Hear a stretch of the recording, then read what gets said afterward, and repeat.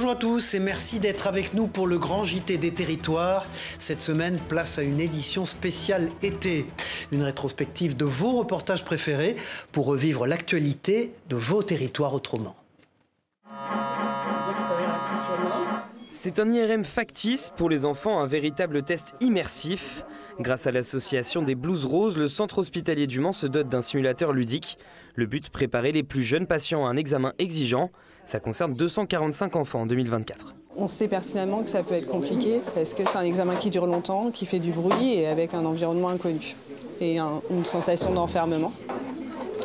Donc c'est toujours assez complexe. Donc la préparation en amont est forcément indispensable. Un simulateur qui enregistre tous les mouvements et l'affiche à l'issue de chaque session. Ça consiste en fait à montrer aux enfants à rester immobiles pendant une vraie IRM. Et donc là, d'une façon plus ludique, ils sont filmés pendant les essais et après ils voient leurs gestes. Le jeune dispose de 3 sessions tests. Utilisé dans plus de 30 hôpitaux à travers le monde, le simulateur permet d'éviter la sédation ou l'anesthésie dans 80% des cas. Concrètement, on va le faire venir 45 minutes avant son heure de rendez-vous pour qu'il puisse faire son entrée administrative auprès de l'accueil de l'hôpital et ensuite être accueilli en imagerie et pris en charge par les Blouses Roses. Comme ça, on a normalement une vingtaine de minutes sous l'équipement d'IRM en jeu par les Blouses Roses et ensuite on passe sur la grande IRM. Le coût total de l'opération est de 25 000 €, financé par les Blouses Roses, soutenu par le mécénat. Il est encore possible de financer le projet sur le site Hello Asso. Se préparer à la naissance de son enfant n'est jamais facile pour les mamans, mais c'est aussi le cas pour les papas. Souvent un peu négligés, les pères ont également un rôle très important dans ce joyeux moment. Alors regardez dans la Loire comment un centre hospitalier organise des cercles de parole pour accompagner les futurs pères.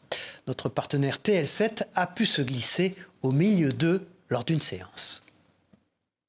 Roland a passé près de 2 heures à évoquer ses doutes et recevoir des conseils de professionnels. En sortant de ce cercle de parole sur la préparation à la naissance pour les pères, il est rassuré. Je pourrais presque dire qu'avant d'arriver au cours de papa, j'étais pas encore dans le rôle du papa. Et puis là, je vais ressortir du cours de papa et je pense qu'il y aura déjà une première étape de transformation qui sera faite. Il y a presque un petit avant-après. En plus de ne pas se sentir seul en étant à avoir un premier enfant, savoir comment les autres voient aussi la situation, c'est très très intéressant. On y va comme ça, un peu à l'aveugle, en disant est-ce que ça va être bien. Et quand on en sort, oui, c'est très bien. Il faut le faire. Ouais, je suis pressé, mais là, j'ai beaucoup moins peur. Durant les 2 heures, une sage-femme est présente pour aborder avec les futurs papas le séjour en maternité. Alors moi j'ai plutôt la place de celle qui va démystifier un peu l'accouchement, qui va un petit peu répondre à leurs angoisses, leur stress, les images de l'accouchement. On explique aussi aux papas la place qu'ils ont pendant le séjour à la maternité. Donc on explique aux papas l'importance de la proximité, du soutien à la maman. Et puis aussi leur rôle de père, ils ont aussi toute leur place dans l'éducation de cet enfant. On fait de la prévention sur la dépression et sur les troubles psychiatriques qui peuvent arriver donc, chez la jeune mère, mais aussi chez le papa. Et donc c'est un sujet très très important parce que bébé a besoin de parents disponibles et un papa ou une maman qui déprime n'est pas disponible pour le développement de son enfant, pour interagir. Le centre hospitalier du Forêt propose aussi l'accès à une chambre pédagogique pour pouvoir préparer au mieux l'arrivée du bébé chez ses parents. Partons en Moselle maintenant pour découvrir le nouveau compagnon des 130 vaches laitières d'un éleveur. Un robot racleur, un outil qui nettoie les allées de l'étable et permet un gain de temps considérable tout en améliorant les conditions de travail et le bien-être des vaches. Présentation avec Moselle TV.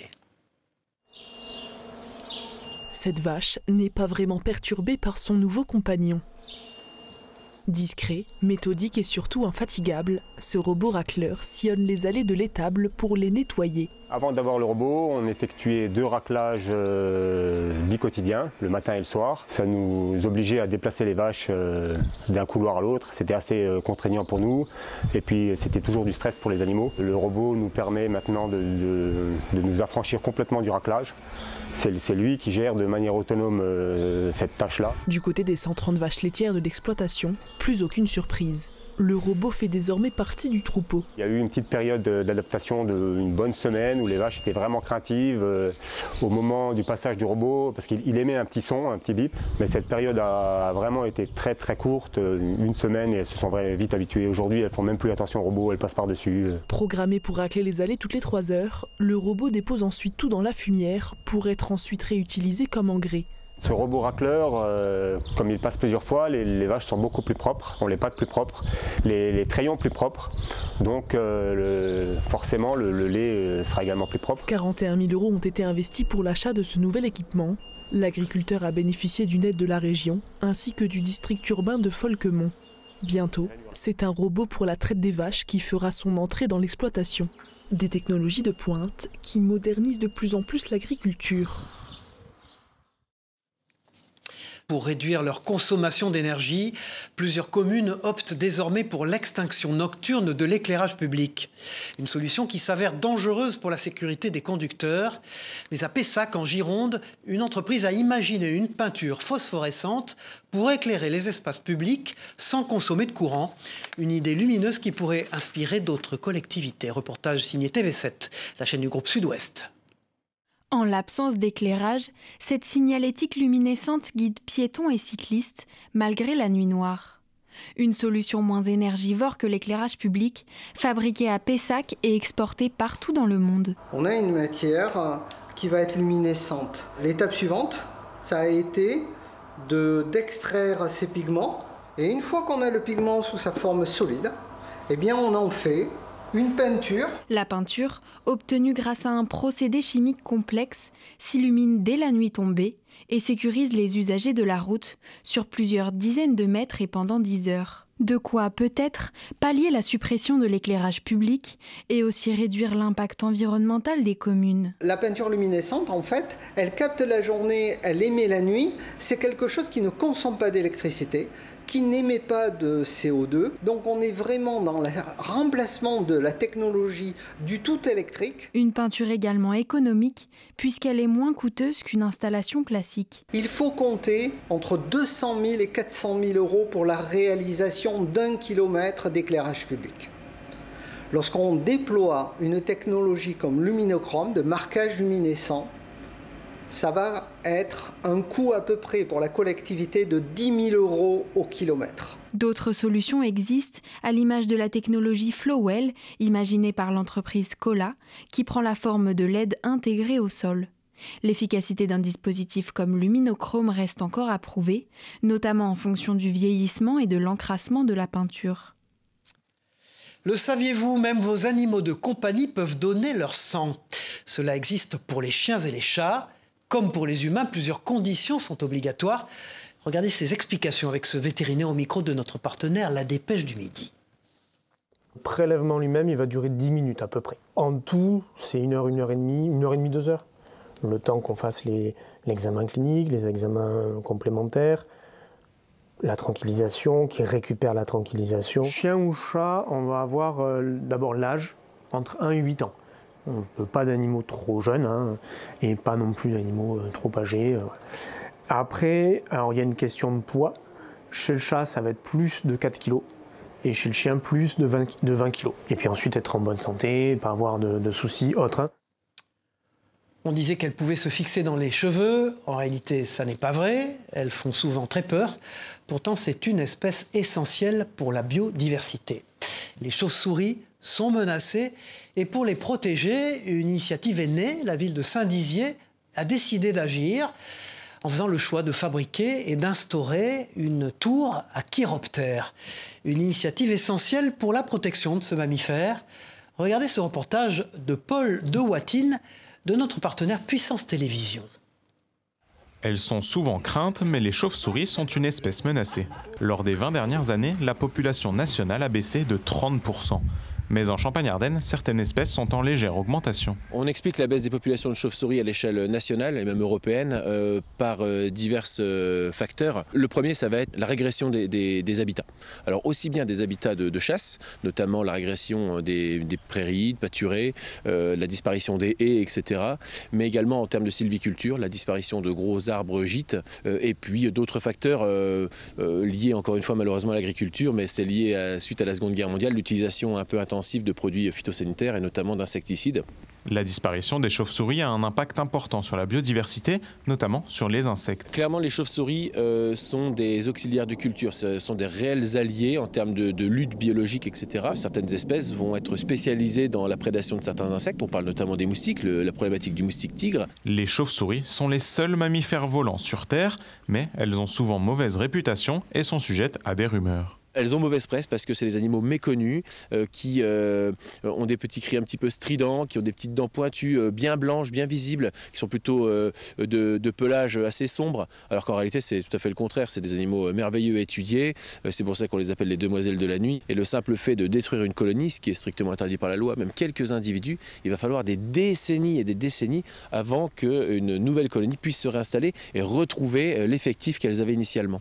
Pour les protéger, la ville de Saint-Dizier a installé en novembre 2024 une tour à chiroptère. Cet aménagement permettra à ces mammifères d'avoir un habitat en milieu urbain, ce qui se fait de plus en plus rare.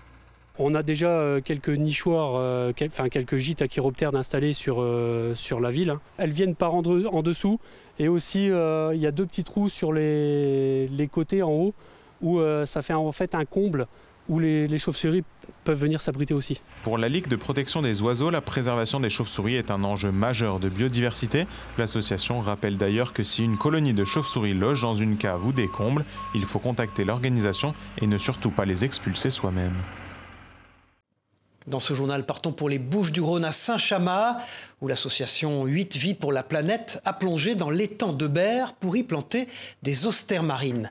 Cette action écologique intervient pour recréer un écosystème dans ce bassin qui a été détruit par plusieurs crises climatiques. L'année dernière, 400 000 graines ont été plantées.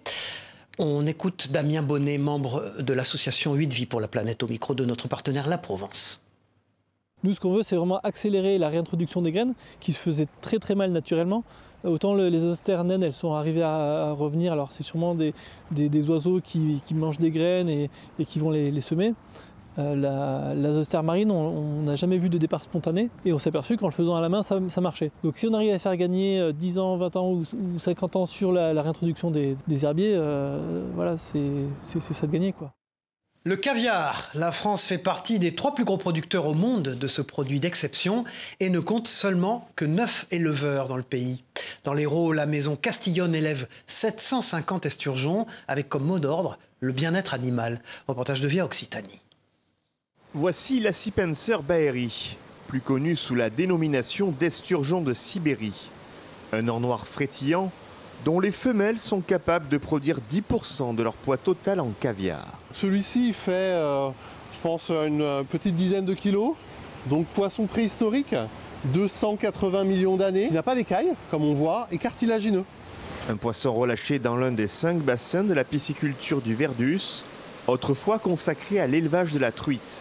Depuis 7 ans, Léo Carpentier et ses 2 associés se sont lancés dans l'aventure de la production de caviar avec un procédé novateur. Notre technique est un peu particulière parce qu'on fait du caviar sans tuer le poisson, par biopsie ovarienne.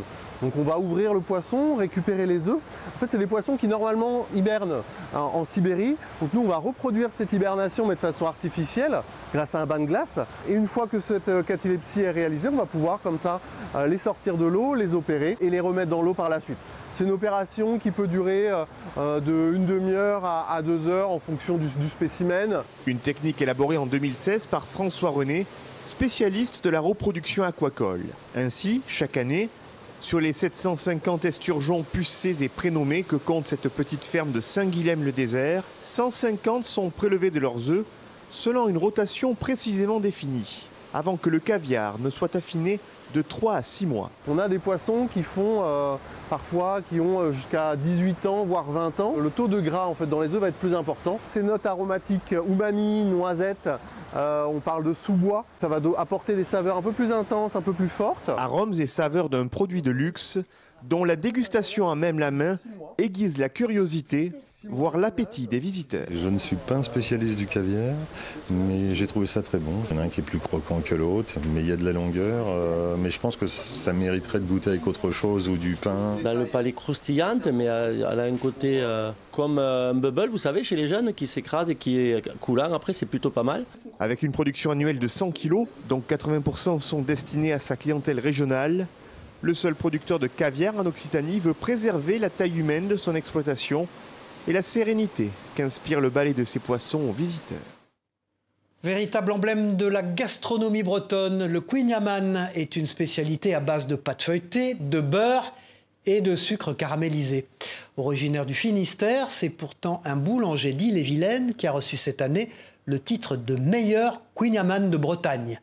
Partons tout de suite découvrir les secrets de fabrication avec ce reportage de TV Rennes. Et n'oubliez pas vos couverts et votre assiette.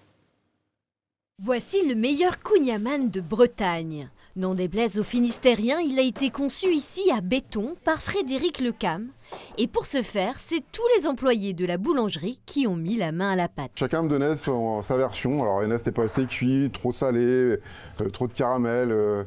Donc à chaque fois, j'essayais de modifier les critères pour que ce soit unanime à la fin. Au bout d'un moment, ils m'ont dit, bah là, celui-là, il est bien, il est abouti.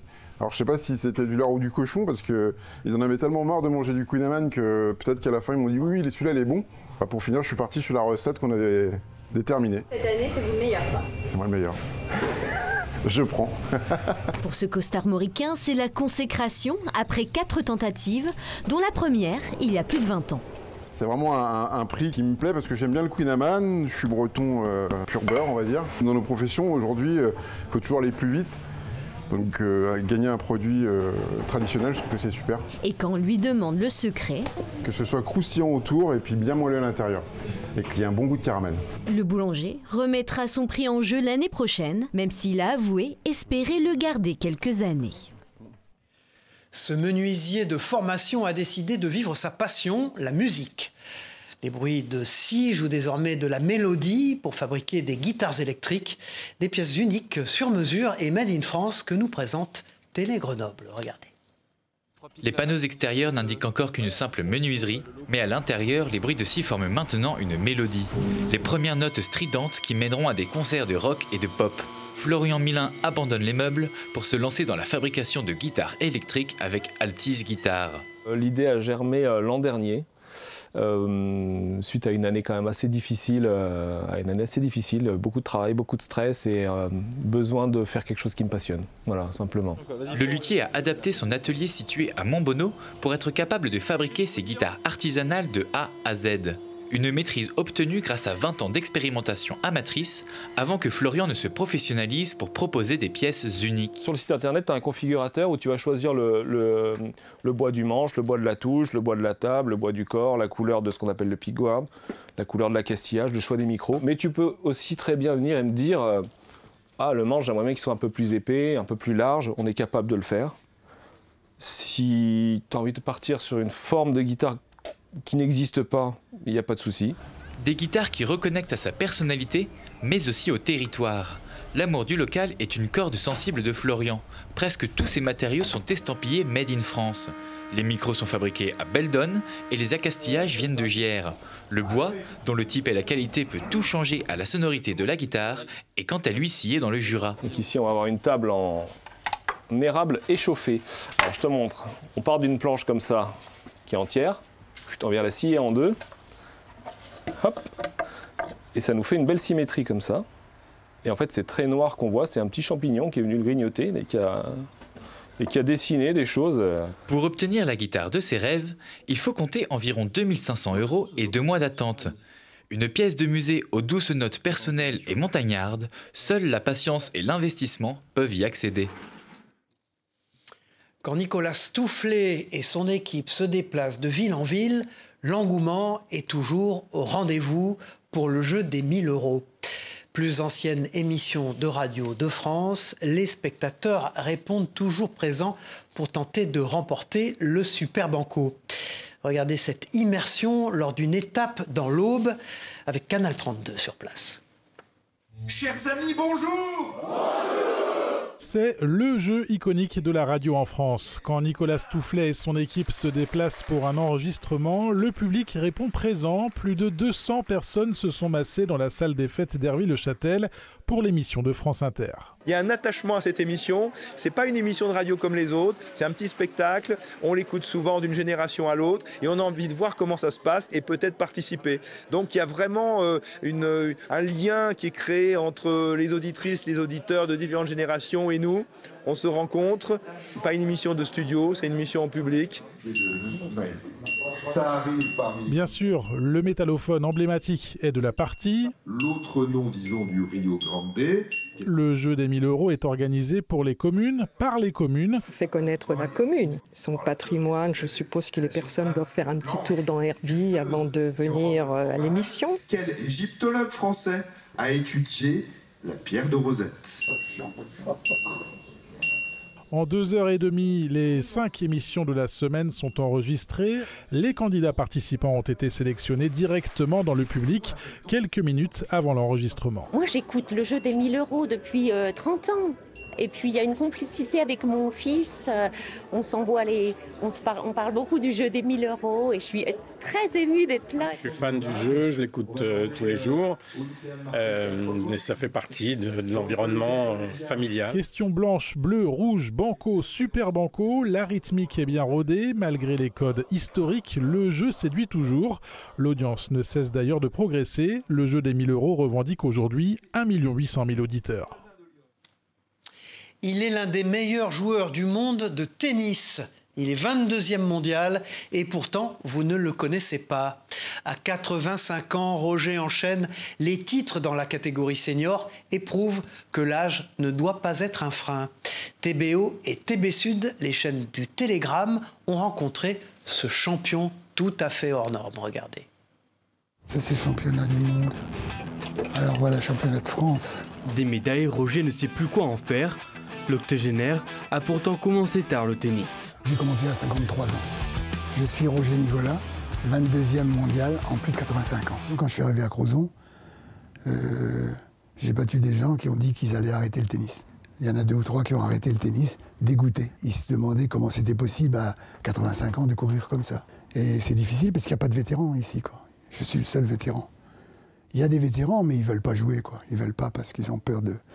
Ils veulent pas... Ils savent qu'ils ne gagneront pas, quoi. Malgré ses 85 ans, Roger s'entraîne 3 fois par semaine, une rigueur lui permettant de jouer au plus haut niveau. J'étais dans l'équipe de France des 80, mais pas 85 puisqu'il n'y en a pas. Je me bats pour ça, mais ils ne veulent pas. Ils ne veulent pas faire de 85, alors qu'on est assez nombreux, puisqu'il y a des pays comme l'Australie, les États-Unis, même les Japonais qui jouent au tennis, qui ont des catégories 85 et 90. Sa raquette, le secret de sa longévité selon Roger. Si je ne faisais pas de tennis, je serais déjà mort, quoi. J'aimerais bien mourir sur un terrain de tennis. C'est super, plutôt que de mourir dans un lit. C'est une magnifique histoire que je vous présente maintenant. À seulement 16 ans, Lucas est pilote de montgolfière. Il est d'ailleurs le plus jeune pilote de France. Et pour son premier vol en autonomie, notre partenaire La Dépêche du Midi a pu monter à bord avec lui. Il nous explique sa passion transmise par son père. Regardez. On a la température, on est à peu près à 15 degrés.